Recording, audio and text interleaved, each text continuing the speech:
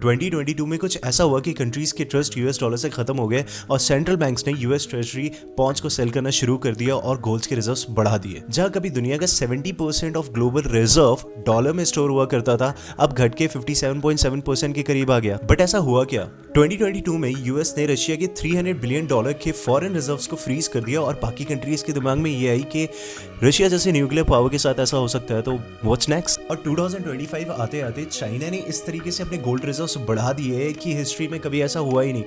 2260 turns gold अभी China के पास है और अगर ऐसे ही चलता रहा तो on balance sheet gold share reserves US treasury bonds को सरपास कर देंगे। बट गोल्ड से रिलेटेड सबसे बड़ा ब्रेक थ्रू आया मई 2025 को, जब गोल्ड को रिक्लासिफाई कर दिया गया एज बेजल 3 टियर 1 एसेट, जो कि टियर 3 एसेट हुआ करता था। यानी कि मानो गोल्ड के पास 10,000 रुपीज के गोल्ड है, जो कि वो बैलेंस शीट पे जब चढ़ाएंगे तो उसका 50% ही वैल्यू देखेंगे, बट अब 100% वैल्यू रिकॉग्नाइज किया जाएगा बैंक्स के द्वारा बैलेंस शीट्स पे। और इन सब चीज का सबसे ज्यादा फायदा उठाया है चाइना ने, और चीजें यहीं से शुरू होती है। चाइना ने स्टार्ट किया शंघाई गोल्ड एक्सचेंज, जो कि दुनिया का सबसे बड़ा मार्केट प्लेस है फिजिकल गोल्ड के लिए। और समिट 2025 में चाइना ने बताया कैसे वो द गोल्डन कॉरिडोर को बिल्ड कर रहे हैं, जो कि एक नेटवर्क है वॉल्स का across countries like Brazil, Russia, India, south Africa. जिसके बाद जो कंट्रीज चाइना की करेंसी को होल्ड करती है वो उसके बदले यानी कि युआन के बदले फिजिकल गोल्ड ले पाएंगी बिना किसी यूएस डॉलर्स के इन्वॉल्वमेंट के, और इनफैक्ट चीपर रेट्स में। ये सिस्टम सिर्फ नेटवर्क्स बनाने के लिए नहीं है, it's all about creating a new parallel financial system